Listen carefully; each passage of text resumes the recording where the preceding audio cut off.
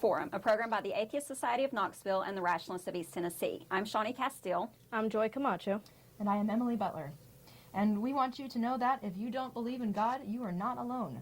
Right here in East Tennessee, believe it or not, you can find free-thinking atheists and agnostics. This is a show for them and for people committed to a life rooted in science and free of supernatural beliefs.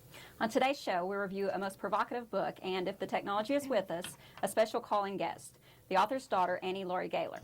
But first, we want to tell you a little about the sponsors of our show. The Atheist Society of Knoxville frequently has a fun meetup at a bar or eatery. Tonight's meetup is at Barley's in the Old City, starting around 5:30.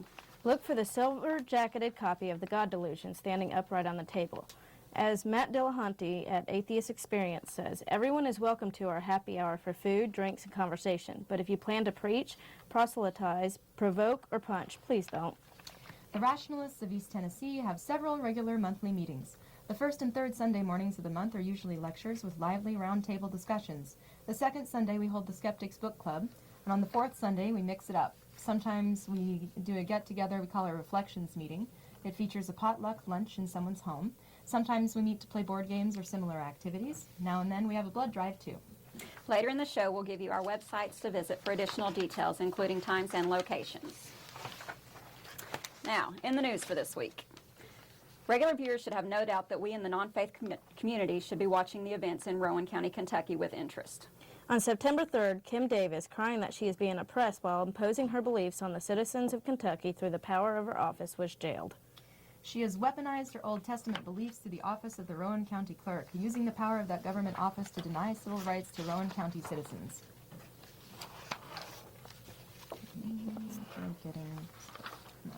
Let's talk about the events which led up to this story. June 26, 2015, the United States Supreme Court rules 5-4 in, I'm going to mispronounce this, sorry, Obergefell versus Hodges that all states must allow gay marriage. Let's hear from the last paragraph of Justice Kennedy's majority opinion. Shawnee, will you read that for us? Sure. No union is more profound than marriage, for it embodies the highest ideals of love, fidelity, devotion, sacrifice, and family. In forming a marital union, two people become something greater than they once were. As some of the petitioners in these cases demonstrate, marriage embodies a love that may endure even past death. It would misunderstand these men and women to say that they disrespect the idea of marriage. Their plea is that you do respect it so deeply that they seek to find its fulfillment for themselves. Their hope is not to be condemned to live in loneliness, excluded from one of civilization's oldest institutions. They ask for equal dignity in the eyes of the law. The Constitution grants them that right. The judgment of the Court of Appeals for the Sixth Circuit is reversed. It is so ordered. That same day, Friday, June 26, Governor of Kentucky Steve Beshear directs county clerks to comply. On Monday, June 29th, Rowan County Kim Davis, who's been married 4 times herself, declines to issue marriage licenses to gay or straight couples, saying her religious views prohibit her endorsing same-sex marriage. Thursday, July 2nd, the ACLU sues Davis in Rowan County on behalf of 4 couples, 2 gay and 2 straight, to whom Davis denied marriage licenses. Wednesday, July 8th, some clerks ask for a special session of the General Assembly to consider a bill to accommodate those who say they can't issue licenses for religious reasons. Beshear declines, citing in part the expense. About 6 weeks later, August 12th, U.S. District Judge David Bunning says Davis must issue marriage licenses to same-sex couples. The next day, August 13th, Davis takes a vacation day. Lawyers start filing requests for stay. 2 weeks later, Thursday, August 27th, the 6th U.S. Circuit Court of Appeals refuses the request for a stay. Judge Bunning's ruling stands. Tuesday, September 1st, the Supreme Court refuses to grant a stay to Davis. Thursday, September the 3rd, Davis is found in contempt and taken into custody. Several of the employees of the clerk's office say they will issue licenses. One says no. Kim Davis, who has enjoyed the liberty to marry 4 times but denies that liberty to others, lost her liberty of the movement September 3rd, 2015. We have heard that she is out, but if she refuses to allow her clerks to issue marriage licenses, she will be going back. It might be time for a free thought quote from Robert G. Ingersoll. We do not wish to be forgiven, but we wish Christians to so act that we will not have to forgive them.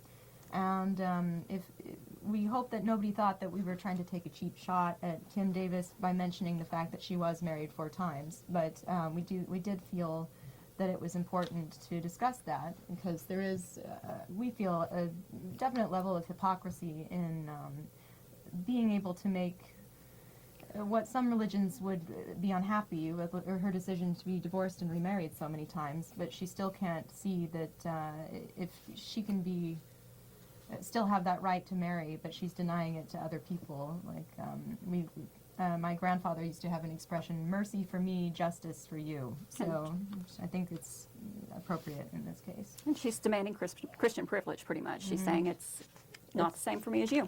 I don't have to abide by those same biblical laws that I expect you to. She's been saved since then. Well, Yeah. Saved from rationality. All right, enough of Kentucky. Hood County, Texas clerk Katie Lang lost her legal battle and has been ordered to pay $40,000 in legal fees. The website, thenewcivilrightsmovement.com, reports that Jim Cato and Joe Stapleton have settled their federal lawsuit against Hood County clerk Katie Lang. The price tag for a futile exercise of religious freedom is over $40,000. Katie Lang refused government services to Jim and Joe on July 6th. The website goes on to report the abuse Lang subjected the citizens to. First, Hood County, Texas County Clerk Katie Lang refused to issue them a marriage license, citing her deeply held religious beliefs. On June 30th, Lang criticized the Supreme Court for newly inventing a constitutional right to gay marriage, Courthouse News reports. She then cited a June 28th non-binding opinion by Attorney General Ken Paxton that urged county clerks and justices of the peace not to issue licenses or perform same-sex marriages if they have personal religious objections. She later relented, saying someone else in her office would issue the license, but told the couple she didn't have the forms and wouldn't for another 3 weeks.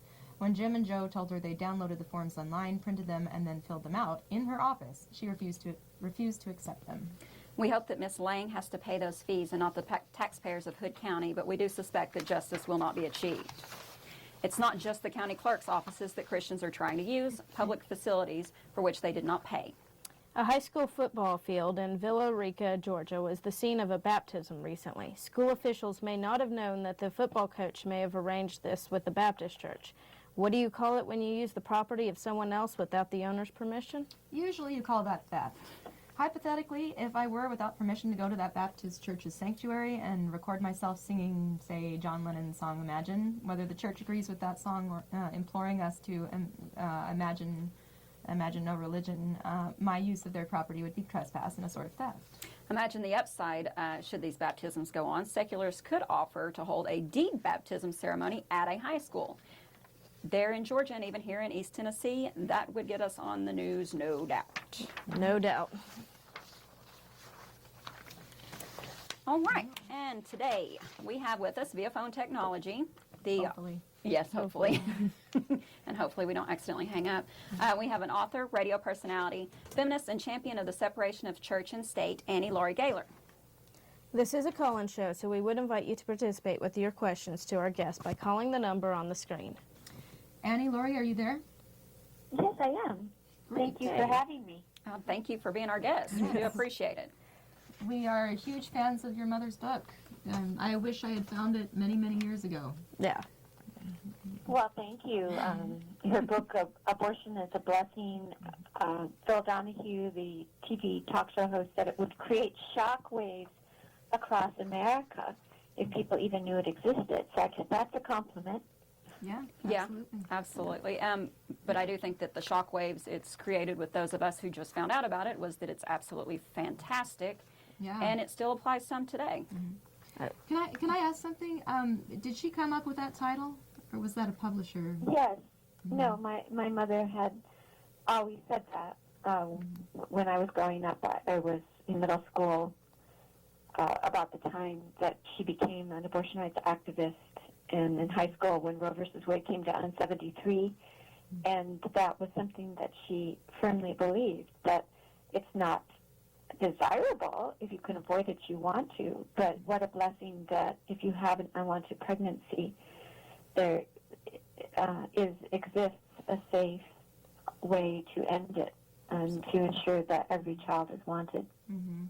Yeah, and I seem to recall in the book that, was it you and, do you have siblings, I think, that you were involved sometimes in answering the phone? Did I get that right? Remember hearing about her son? Well, my mother started the ZPT Abortion Rights Referral Service, and without her permission, Playboy magazine published it. So we would get calls night and day, and at that time it was referral on contraception and sterilization as well. And so we kids were coached on how to answer the phone. We were always just to use our phone home number. This is 238-3338, because we never knew whether someone was going to be calling one of us kids or if it was going to be someone calling for an abortion or calling for a referral or one of my mother's many other feminist activities. So, yes, I did answer some phone calls as a kid. And I'm still answering phone calls because the Women's Medical Fund Abortion Rights Charity, which my mother co-founded, is we're running that now through our office today. Well, that's fantastic. That's great. We really appreciate her work and your work too. Sorry, go ahead. That's fine. Now, you did mention the ZPG abortion referral service. Would you like to elaborate on the what is it, the zero population growth? My mother, Anne Gaylor, was an activist with zero population growth for a while, and it was really a large movement. Stop It Too, and I wish we would see that again. But as an offshoot of running the Wisconsin branch of ZPG, she started this referral service. And when she started it in the state of Wisconsin, contraception was not even legal if you were not married. And our Wisconsin state statute referred to contraception as indecent articles. And we were the last state in the union in which contraception was legalized for unmarried people, and that did not come through our legislature. That came through a test case by William Baird in 1974 in federal court. And if we were waiting for the Wisconsin state legislature to legalize contraception for unmarried people, we'd probably still be waiting. You know, the Griswold versus Connecticut, the Supreme Court decision came down in 1965, finding a right to privacy in contraception, but it took a long time to make it to Wisconsin. So, you know, I think we need to say that that the South beat us out on that reform. Which is extremely embarrassing for So Wisconsin, I could assume. And, you know, what to do for people who were unmarried who wanted to find contraception, not just abortion, and it was illegal. And so my mother at one time was referring women to a very nice villa in Mexico City where Dr. Ponce, as we knew him, performed abortions. And this had been vetted by the Clergy Consultation for Problem Pregnancies, and that used to be a very well-known group. It was mostly Unitarian ministers, and it was vetted, and so women would fly there, and my mother once referred a student there, and she came back and said, this is going to sound funny, but it was kind of like a vacation. All right. So there was, you know, at least there were some safe places, but of course you had to have the money. And that was a terrible problem, and it's still a terrible problem. I was going to say, Well, is there something else? We had, a lot of people don't remember, but there used to be so many coat hanger abortions, and there used to be such widespread infanticide, and almost all of that had stopped after the Supreme Court legalized abortion in 1973. And but we had a clinic raided here in Wisconsin after a federal court had legalized abortion before Roe versus Wade. We know of at least one death because of that illegal clinic raid here in Madison, Wisconsin, where a teenager self-aborted. And this used to sort of be almost routine. And we are so lucky today in many ways, but we're going back fast. Yeah. Absolutely. I was mentioning that before the show. It seems like we're regressing backwards. And when we talk about defunding programs like Planned Parenthood, what we're essentially doing is taking these coat hangers and sticking them in the hands of teenagers because we're not offering education, not offering contraception. They have no other alternative, especially in the rural areas. Yeah, I believe, wasn't that a quote at the end of the book, like, getting pregnant is easy, educating people is hard, more or less, something like that. I thought that was a really, really important message, because, it's true. A lot of the time it's not the fault of the kids or the people that are struggling with it the most. And even if you do know how to protect yourself, I mean, what what are the, I may not have the statistics in front of me, but it's something like, I think 38% of the time, was that what I remember reading from the book, that they were on contraception, and it failed. It does happen. Yeah. Well, there's constant contraceptive failure, and it can work for you, but it may not. And if you take a pill and you have antibiotics, you may get pregnant. You may have not realized your condom slipped. There's no foolproof method of birth control except sterilization, and that can be very hard to get to. And sometimes there are problems with that. And so it is very easy to get pregnant, and we're dealing with pregnant women every day at the Women's Medical Fund, which is the longest-lived, continuously operating abortion rights charity in the country, we believe, that my mother started in the 70s, and then it really became very important at the time of the Hyde Amendment, when the federal money was cut off to pay for abortions for women on Medicaid. And then in about 35 or 36 states today, women on Medicaid who otherwise qualify for help because they're indigent, medical help, are denied abortion care. And that's true in more than half the states. It's true in Wisconsin. And often they can even be rape victims, they can be ill, they can have HIV, they can have just had back surgery, doesn't matter. They don't get that help, and that's why we have to raise that money privately when it's really a public problem. And no woman should have to be middle class in order to exercise her rights under Roe versus Wade. And even middle class women have trouble coming up with the kinds of money that is required for abortion. Costs keep rising as medical costs keep rising, and as the attacks on abortion continue, making abortions more expensive. If doctors have to offer sonograms and have to see the patient twice during 2 appointments and give them a song and dance written by the government that they have to read to the women and so on, all of this raises the price of abortion, and so does security problems. So, this cutoff of Medicaid abortions is a terrible injustice. Well, I mean, and they're not only taking away a woman's right to her body. We're talking about indigent women here. We're putting more of a strain, a financial strain, on the system by pretty much forcing her to be an incubator for a child, an unwanted child that she can't afford to take care of, that the state's going to essentially and ultimately be accountable for. And it's the same people complaining about the state taking care of kids that is against these people getting contraceptive or having abortions. They're very excited to get the kids there, but then they don't want to take care of them after that. Right, they're pro-birth. Yeah. Absolutely. Yeah, they care about fetuses all the way from conception to birth. Right, and pretty soon it'll probably be preconception. Yeah, no kidding. One statistic that I saw, I don't know if it was in the book or somewhere else, but I thought it was really interesting, is that even where it's very difficult or illegal or expensive to get an abortion, that doesn't change the rates. It's like you were saying, one way or another, it's going to happen. And it's just that unfortunately it won't be safe or clean, and the risks to the mother are much, much higher. So I thought that was really interesting.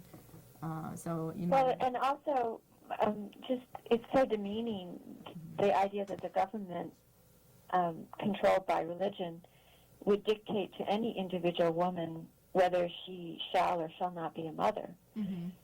It's the ultimate sort of, fascism to take over a woman's body and tell her you don't even control your own reproduction. Right. Yeah. And I think that's why the Catholic Church and the fundamentalist churches fight so strongly against the reproductive rights, because if you control women's reproduction, you control women. Yeah, absolutely. And it isn't a coincidence that people like Hitler, with the Kinder, Coach, motto, keep women barefoot and pregnant, the first thing that he did when he gained power was to illegalize abortion.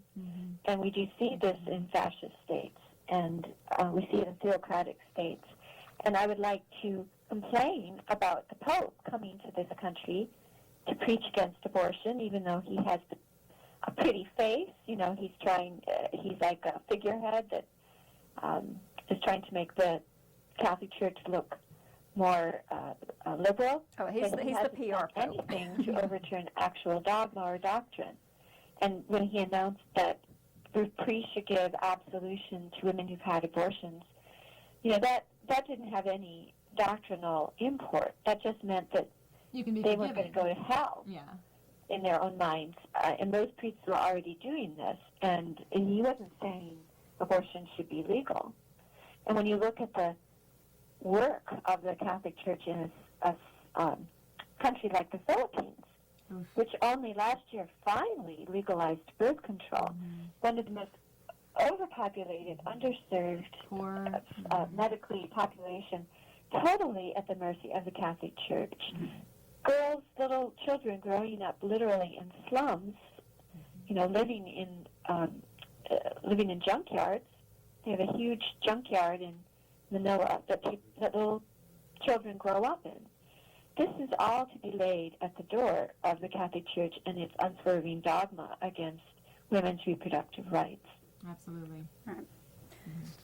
And I think kind of something Shawnee was saying reminded me earlier, like it's that lack it's that lack of bodily autonomy. I saw somebody point out that even if I need a new kidney, I can't just grab Joy and say, hey, guess what? I need you to save my life. I'm going to take your kidney.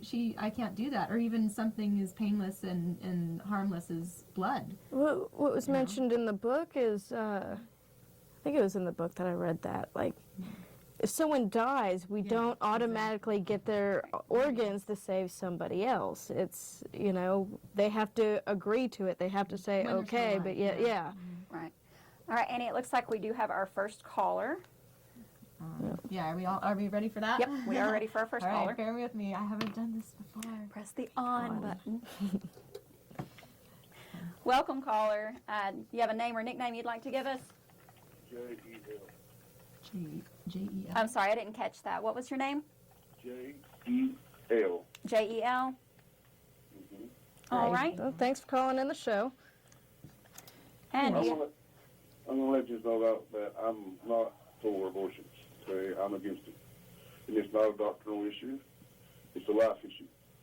If a woman chooses to have sexual active with a man, all right, she gets pregnant. All right, the fetus may not have a voice at the point of time, but that fetus does have a choice. All right, not only you're saying that you have all right to choose, but the baby fetus has no right to choose, so therefore you have a right to just kill it. I just don't see that to be. I don't see that to be life. I see that as a selfish person that only wants to have her or his thrill, sexual activity. It's all about the sex. It's not about the repercussions that it may cause. If a woman wants to not have a child, that she needs to get fixed, or she don't have to worry about doing that. Okay. The getting fixed comment, you do understand that the vast majority of doctors will not sterilize a female if she is unmarried or does not already have children until she is close to 40 years of age. That's not an option that women are necessarily given. Then you're going about this all the wrong way. Then you're going about it all the wrong way. You need to start. You need to start taking a step against the doctors themselves, and quit taking it against the child that they're bearing. Okay. The child had no choice. Okay, it was a woman that has made a choice to lay down with a man. That fetus it had no choice whatsoever. Had no choice. Okay, it didn't ask to be done. Okay, Are you willing to allow abortions, at least in the case of rape or incest? I don't see there's a need for abortion at all. what about in the case of an ectopic pregnancy? And she didn't I choose don't that care. in that It case. doesn't- She did life not choose. is life. Do you Okay? understand what an ectopic pregnancy is? Do you understand what life is? Absolutely, I do. I also understand what a viable Why fetus is. Why has someone come along and said, hey, it's time, I choose for you to die? Okay, Well, let's, maybe a woman carrying ectopic pregnancy does it's a make her death die. sentence. Yeah, it's not in the uterus, it's implanted somewhere else, and if you make her carry it, she will die. And 99% of the time, it is not viable at all. If the child is outside of the uterus on the tube, the child, that seed doesn't last no way. Actually, it Okay, can, and I it can don't- kill the you can't woman. shoot It can that bull- implant. You can't shoot that bullcrap my way. Okay, That's I've got science, sir. sisters. I've been involved in some of the stuff that gets young little girls that are trying to step in other people's world before you, and you don't even have a clue what's coming. I guarantee you this much: there's going to be a day coming your way when you grow up and realize what a real Thank you woman for is. calling. We appreciate your concern. Oh, here, bye. Okay, then. Well, this topic certainly stirs up a lot of feelings. And we're all a lot younger than we thought we were. I'm okay with that. That's a fantastic compliment. Thank you, caller. Appreciate I that. get that enough. But let's go ahead and let's discuss ectopic pregnancy a little bit, Yeah, since that would be good. that was a good moment to bring it up. And I find it interesting that he was so, the gentleman was so concerned about choice, but then still wasn't able to allow the possibility of an abortion even when she didn't choose it. Right. That hardly seems fair. It's control the reproductive rights. You control the woman. If you can keep her barefoot, pregnant, and chained to a stove, she's never going to stand up for herself. She's never going to walk out. She's constantly going to be broke down from multiple pregnancies, Too pregnancies that distracted. her body doesn't even have time to recover from. Well, it's Well, a let's being talk that's about not biology. viable, outside of a uterus is more important than the Right. woman And an who ectopic- is living. And an ectopic pregnancy is essentially a death sentence. Well, for both, because even the fetus can't, or the cells, the baby can't survive outside of the womb either. There's no way to fix it. You can't put it back in and be like, no. Yeah, there are some very, very rare occurrences that it's actually been a viable, and they've removed it via surgery. Baby survived everything. If you have a viable fetus and you really don't have an abortion, you have an early delivery. Right. Yeah. That's true. But the majority of And most abortions take place before the 12th week. They are first trimester, where they are basically the equivalent of menstrual extraction. And I think it should be pointed out that the real religious lobbies, especially the Catholic Church, base their opposition to abortion on a religious idea, which is that there's ensoulment at conception, Yeah, this which is is something that you have to take on faith. There's no proof that there's a soul. This is a religious idea. And a conceptus is not the same as a human being. It will grow into one, but eventually, but it's not there yet. that's the closest. And what anti-abortion men like this guy was saying is that a conceptus has more rights than the human grown woman. right, and we'll come back to that. Who's born.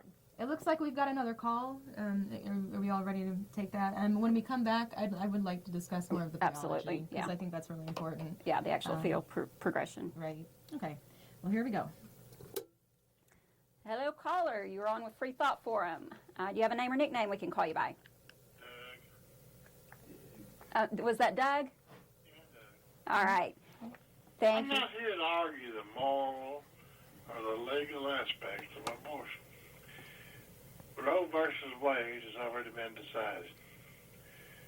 But I'm here to tell you a little story about my family. I have 2 children and 4 wonderful grandchildren, and I wouldn't take anything for them. But I do understand that some people have had abortions because they didn't feel like they could afford them or didn't want them or whatever that reason is. And I'm not here to condemn most people. And I'm not here to condemn you. But I do think that, gosh, I'd hate to think what I would do if I lost one of them grandkids. I'd be brokenhearted. I'd be devastated. Well, I can definitely understand that. I'd be devastated if I it's lost now my a child. child. I'll argue. I don't want no argument. I just want to tell you that little story about, I really love my family. They're not perfect I love my kids, family. not perfect grandkids, but they're here.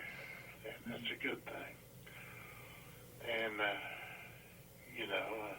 it's a free country. God gives us the right to make choices. Choice to have an abortion, choice not to have an abortion. If you have an abortion and want forgiveness, He'll forgive you for that. Or whatever. It's not a... So would you say you come down It is what it is. more on the side of choice? Yeah, Even- we all have free choice in life. Mhm. You know, to do whatever we want to do. You know, abortion's legal, so you can have an abortion if you want to. You know, Well- there's nothing that's illegal about it. Well, So we, it's we legal. wish more people felt your same way. It was up to And you. the thing about it is, I just want you to know that if you do that, and if you feel bad about it, there is forgiveness for you. And I'll hang up and let you finish your show. Thank you, Doug. Thank you. Thanks for calling in. Okay. Yeah, and I appreciate the perspective of hearing from someone with kids. I hope, Joy has one daughter. I have 4 kids. I have dogs. Also a good option. Like I said then, if something happened to my daughter, I'd be devastated as well. I don't think Sure. anybody's Yeah, arguing that. Nobody would argue that.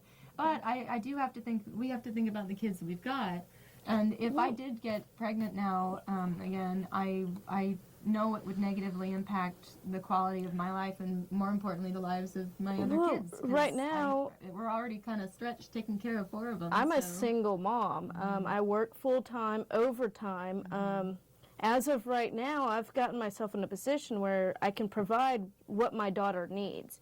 Now, if something happens, I get pregnant, and I have to miss work because I'm sick during the pregnancy, missing work to deliver, all of that, that's going to put me in a hard situation. And as you know, I would never want to get an abortion, but at this point in my life, if I got pregnant, that's the only thing I can do for the well-being of myself and my daughter I have now. Like, there's exactly not what much I of a was choice in the matter. Like, I have to worry about the child that's alive now, and I can't take away from her. And No, that's very well said, and I would be in the same position. Wouldn't want to do it, but if it's going to make my other kids suffer, then I don't know. Sometimes you have to make difficult decisions, and it's great that we have the option. And I absolutely don't ever want children.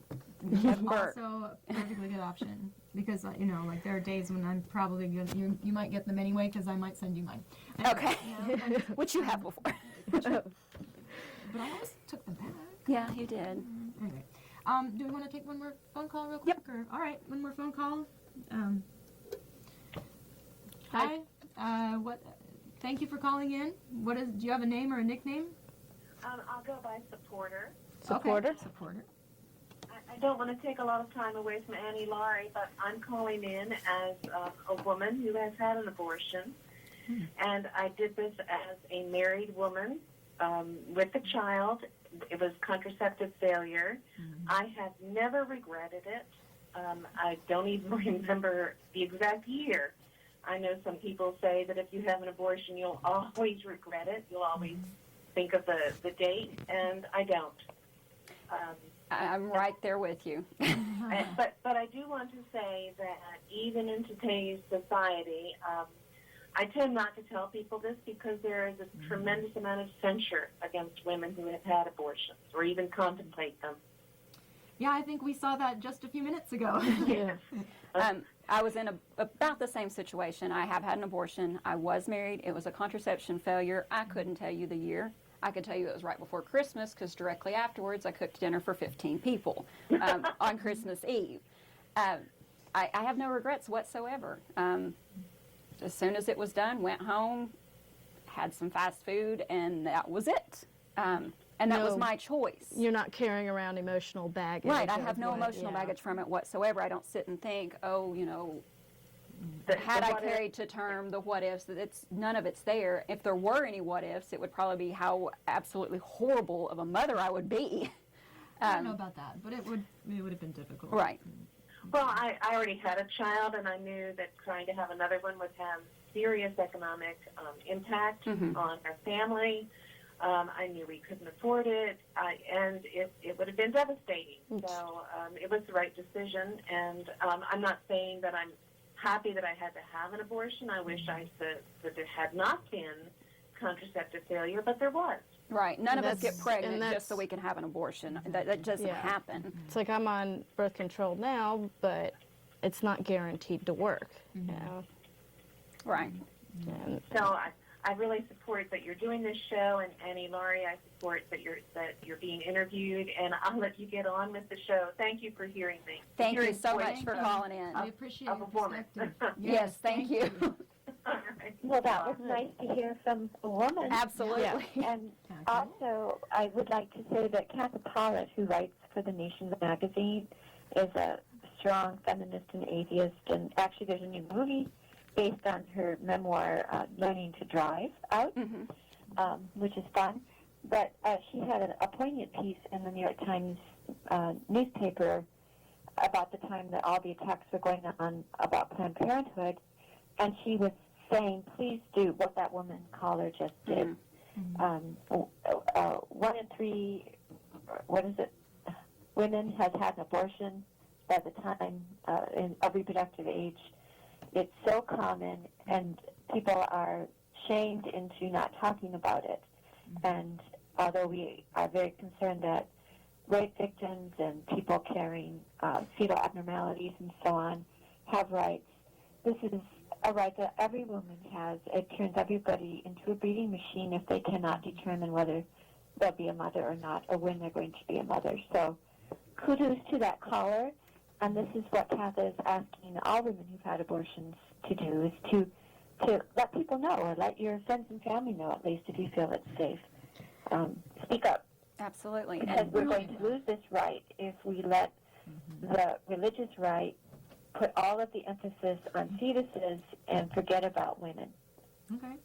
Yeah, I absolutely agree with that. And I think with that too, you know, the more we allow women to be ostracized or treated poorly because they've had an abortion, and the more we force it to stay, you know, hidden in a closet, skeleton in a closet situation, what we're doing is teaching younger girls and younger women that it's something to shy away from, and that pushes them more towards late-term abortions because they're ashamed, they're afraid to tell anybody. They're 14, 15, 16 years old, and they're afraid of how society's going to treat them if they do go have this procedure, and they typically wait until it's much more dangerous and much more expensive. Do we want to take Yeah, we've got another call. All right. One more call. Here we go. Right. Thank you for calling Freethought Forum. Do you have a name or nickname we can call you? Pat, All right. Hello, Pat. hi. How are you? Good. How are you? Just fine. I have a real simple statement to make. I'm a Christian, but I do believe in abortion. I'm pro-choice all the way. A woman's body is her own body. No one should make a decision on such a personal and completely intimate issue. And I'm so against anyone trying to say what you do with your own body and your own life.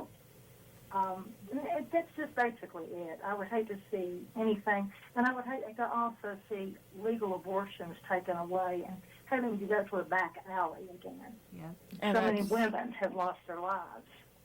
You know, they have gone to a back alley abortion. that's exactly what would happen. We need safe, clean places that a woman can go and not feel ostracized and embarrassed or questioned, and to not have somebody try to talk them out of it. They should Or make scream a at decision them. right there. And, yeah. Right. And that's all I have to say. And good conversation going on. Keep it going. Thank you. Thank you. Appreciate Thank it. you. Thank you. So, Yeah, should we talk about the biology a little bit? Because I think we mentioned ensoulment. Was that the term, Annie? Actually, we need to go ahead and probably take a Oh, break great. real quick, Yep. and then we'll come back to that as cool. soon as we are back. In case you're just now tuning in, this is Freethought Forum. It's a program by the Atheist Society of Knoxville and Rationalists of East Tennessee.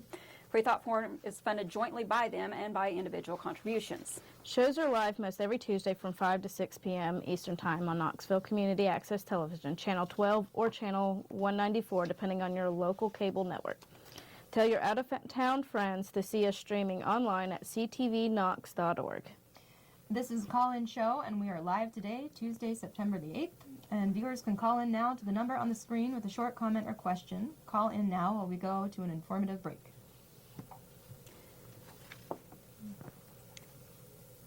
All right, the Atheist Society of Knoxville, or ASK, meets two. questioning your religious beliefs or simply believe in one less God than everyone else? Well, you're not alone. The Atheist Society of Knoxville is a fun and friendly group of people just like you that meets twice a week at a bar or restaurant. We meet every Tuesday night following the show at Barley's Tap Room and Pizzeria for happy hour. You'll find our group either inside or on the patio. Look for Richard Dawkins' silver-jacketed book, The God Delusion, standing upright on the table. On Fridays, we meet at Agave Azul or the Beard and Beer Market. But if you plan to preach, proselytize, provoke, or punch, please don't. We all question what we believe at one point in our lives. If this is the time for you, come join us for food, drink, conversation, and fun. Do you find stories of talking snakes laughable? Do you prefer the scientific method over supernatural beliefs? Are you concerned about religious leaders and organizations imposing their values and rules on your body, your family, and the rest of our society? Well, take comfort in the fact that you're not alone. The Rationalists of East Tennessee meets weekly for fellowship and provides a forum for people who support skeptical thinking and rational discussion of these and other issues. To find out more information or to find out about our next meeting, visit us on the web at www.rationalist.org. We're back? Okay. All right. Welcome. And welcome back. The Atheist Society of Knoxville, or ASK, meets 2 times a week, and we have evening meetups for food, fun, and drink, and conversation. ASK's purpose is to supply a venue for community, camaraderie, and outreach to atheists, agnostics, freethinkers, and other like-minded persons in the East Tennessee area. Well, once again, we have Anne Laurie Gaylor on the phone with us. Yes, Annie, can you still hear us? Yes, I can. Cool. All right. Yeah. What is there anything else you feel like we really need to? Like you were talking about ensoulment. That sounded like something that was really an important concept to cover, because we were thinking that maybe you probably have better statistics on how many spontaneous abortions occur just from nature. If you wanted to, I don't. You don't have to talk under that. Just a thought. Yeah, let's see, I don't know if I've got that right in front of me. But it's been said that if there were a God, he would be the greatest spontaneous abortionist ever, because so many early pregnancies end in miscarriage. People often don't even know, women often don't even realize they've had a miscarriage. And the Catholic Church actually was not as opposed to abortion until about the 1860s, and then it got all revved up on it. But the excuse for opposing abortion is this idea that once you have ensoulment, you have the equivalent of a human being. Mm-hmm. And this is something that's simply faith-based. It isn't provable. It's most of us, I don't think, swallow Catholic theology. Why should we have to follow their ideology? And the Catholic Church does have a worldwide campaign against abortion rights, which a lot of people don't realize. The Vatican has a global campaign to eradicate legal abortion and contraception. And unfortunately, we are seeing many Protestant fundamentalist groups and denominations in the United States suddenly jump on the anti-contraception bandwagon. And we've seen all of these lawsuits, not just by Catholic institutions, but by fundamentalist institutions against the contraceptive mandate that was in Obamacare.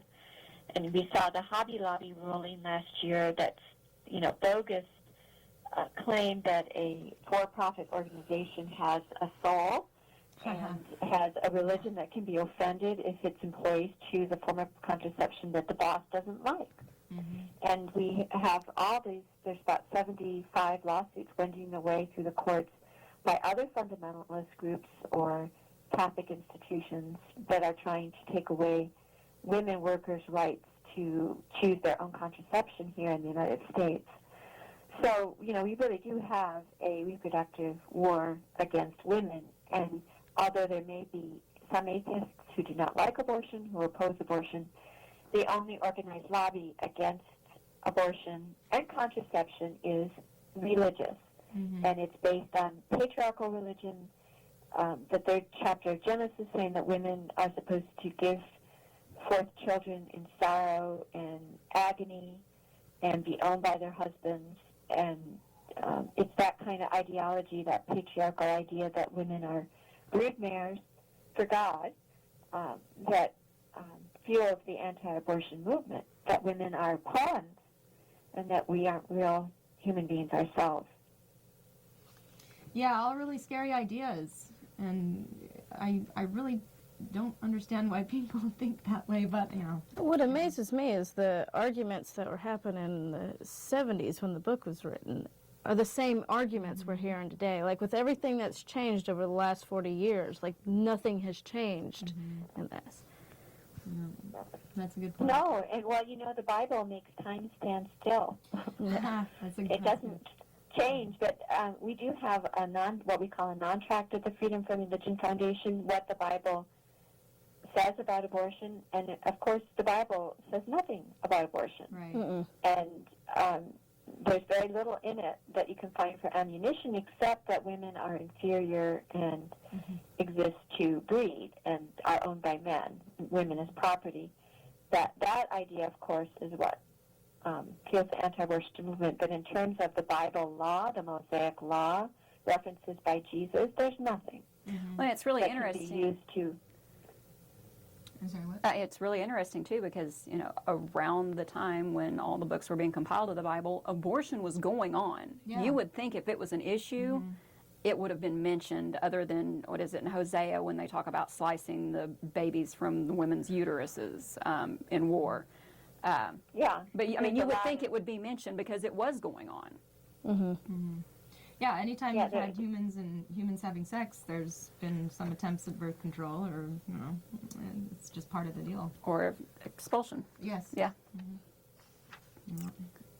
So, there were so many good quotes in the book. If you wouldn't mind, I just, like, one of the best things, I think, was, women are going to be free. They are going to determine their reproductive lives as they wish. This is the essence of dignity and personal freedom. No one can know better than a woman herself whether it is best for her to bear a child. I really liked that. I mean, who better than the mom to determine that? In a world that cannot possibly take care of the children it already has, what folly to force unwilling women to bear unwanted children. That's a big one. Drops That's a the really mic, big one. walks away. I mean, Yeah. that's awesome. So, It's yeah, we really appreciate the work that you guys do. So. All right. Was there anything anything we wanted to go back to on here? The biology, the fetal development. Well, or some of the, maybe the other, did we want to mention, we didn't already do that, like one of the reasons for late-term abortion? I think you touched on it briefly, like where a lot of the time it's shame because they might have done that. But it can also be, like you've got a good list here, like maternal cancer, other health problems of the mom, the fact that you can't even find out a lot of the time until, 4 months? So Between 4 and 6. Yeah, amniocentesis, Yeah. to see how, like, if there's going to be a problem. And all of these things were just really, I thought, really good points. I mean, again, it's what we were saying before. Nobody wakes up and goes, oh man, there was something I was going to do today. Oh yeah, go get pregnant, have an abortion. Oh, that was it. You know, put that back on my calendar. right? I think too, when we go to towards the late-term abortions and go to education, just education about sex in general, and educating our girls and young women and the guys too, because hello, you're part of it. Right. You can't get pregnant. When we're doing an abstinence-only sex education in school, or we're not teaching teenagers how to prevent pregnancy, you end up with teenagers who do not know that they're pregnant. Right. They don't understand what's going on up until somebody figures it out just by seeing them. And that's another thing when it comes to women's medical issues. We really need to push the education. Absolutely. And Yeah, I have 4 kids that are in school, and obviously the younger ones aren't getting this yet. But my daughter is actually starting to get in the middle of this sex education, and basically it consists of don't do it, which is not particularly helpful. And then when they go against that and they have no other options what to do, and they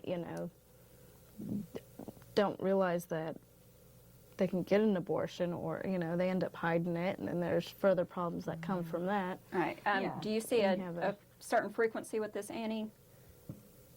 I'm sorry, what? Do you see a frequency with this, with the working with the community, as far as a lack of proper sexual education? Oh, yes, and that's also been defunded at the federal level because we've got Republicans in control. And, of course, why do the people who say they oppose abortion work so hard to defund sex education and availability of contraception? And that is very much what they're trying to do by imperiling Planned Parenthood. And it's irrational, and I think that's because it's religion-based. I did want to say in Abortion is a Blessing, that's written back in 1975 by my mother, Anne Nicol Gaylor, telling the fight in the state of Wisconsin that it had universal appeal and significance. She talks about other issues. This book is, you can find it online at ffref.org if you go to our books.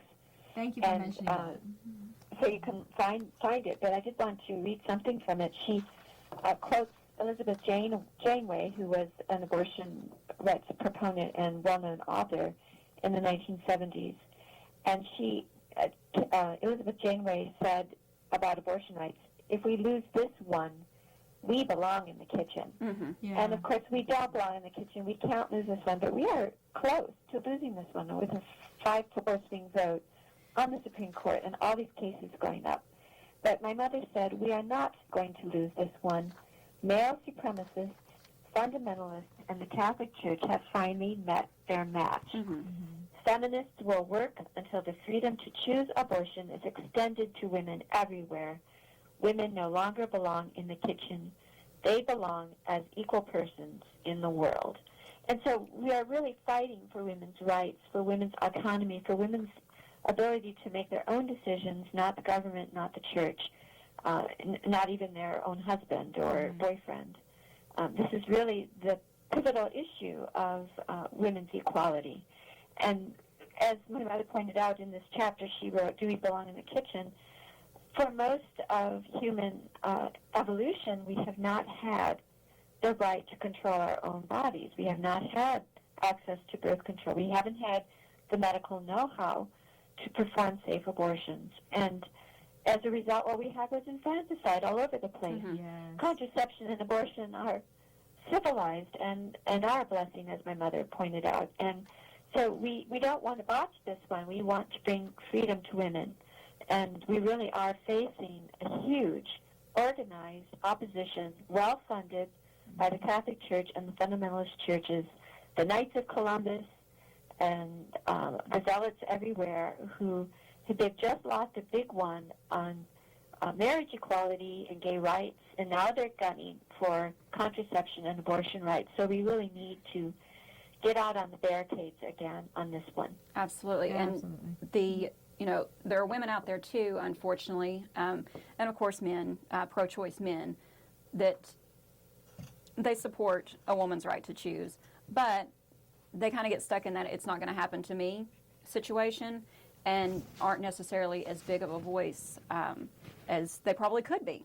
And as far as, helping the rest of us have a voice. Yeah. And also voting. Yes. We have Yes. a presidential election year, and young women are notoriously underrepresented at the polls, and secularists are not as well represented as the religious right. So we really have a lot of power by voting and making sure we know how politicians come down on fundamental issues like reproductive rights and civil liberties. It's writing congressmen, writing. Yeah. I was just going to ask, is there anything that gives you hope? That's a good Well, question. yes, I think that the indomitable human spirit and women's spirit, and that we're not going to, in the secular sense, that we're not going to go back to the kitchen, we're not going to lose our rights, we're not going to see hundreds of thousands of women dying or maiming themselves in our country again, as happened before Roe versus Wade. We're not going to go back to those horrible days of infanticide, where desperate parents would literally kill their own children because they couldn't control their reproduction, which is what we've seen throughout history. our words of hope is that we have too much to lose. And I don't think we will lose it, but we really cannot underestimate the threat. People have to get organized. Absolutely. Yeah, I totally. Oh, yeah. We've come too far. We don't want to go back. Right. We don't want to go back to a coat hanger. And, you know, if you go back in an instant, in a state like Wisconsin, they never got rid of the anti-abortion language outlawing abortion. So that if the Supreme Court was to say, okay, let the states make the decision, it's not a federal civil right. It would. In the state of Wisconsin, we immediately, abortion would be criminalized. Mm-hmm. So it is scary.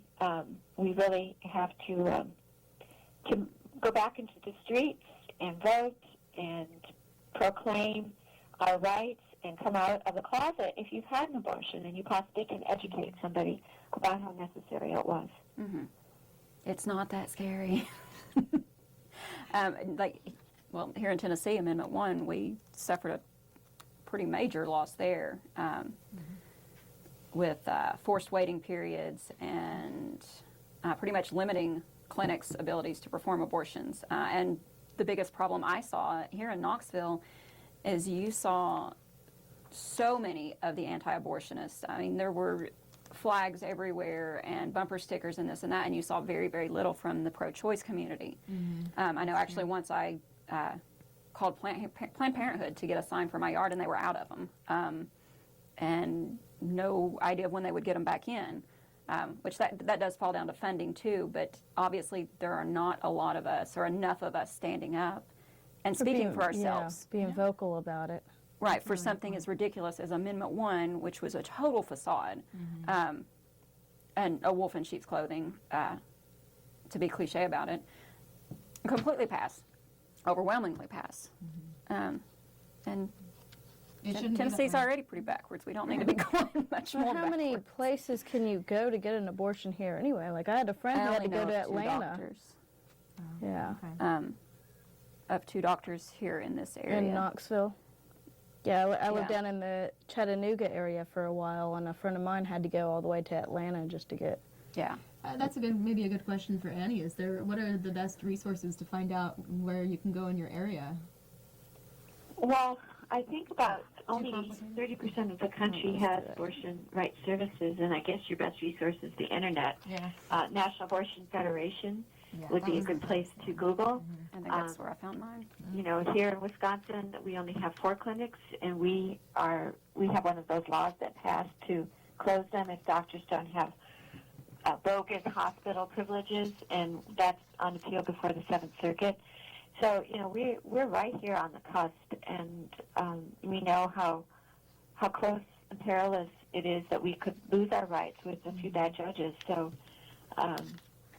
you know, it's just a scary situation, but we just have to work harder and support abortion rights charities that are helping to pay for indigent women. Absolutely. Well, I hate to cut this short, but it is about time for us to wrap it up. Thank you so much for being on with us and being patient with us, Annie. We really appreciate it. Yeah. Thanks very much. Thanks for the good TV there in Knoxville. Thank you. And once again, Abortion is a Blessing. You can see that and read it in its entirety at ffrf.org for free. I would recommend it to anyone. Now, get out your pen and paper. This has been a Freethought Forum program by the Atheist Society of Knoxville and the Rationalists of East Tennessee. I'm Shawnee Castile. And I'm Joy Camacho. Please send us feedback, leave voicemail at 865-272-9060, or email us at freethoughtforum@yahoo.com. You can see this show on Tuesdays from 5 to 6 p.m. Eastern Time on this Knoxville station, and at 2100 Greenwich Mean Time at ctvknox.org. The opinions expressed on the show are of the host and guests and not any official opinion of the Ask or RET. We would like to thank our viewers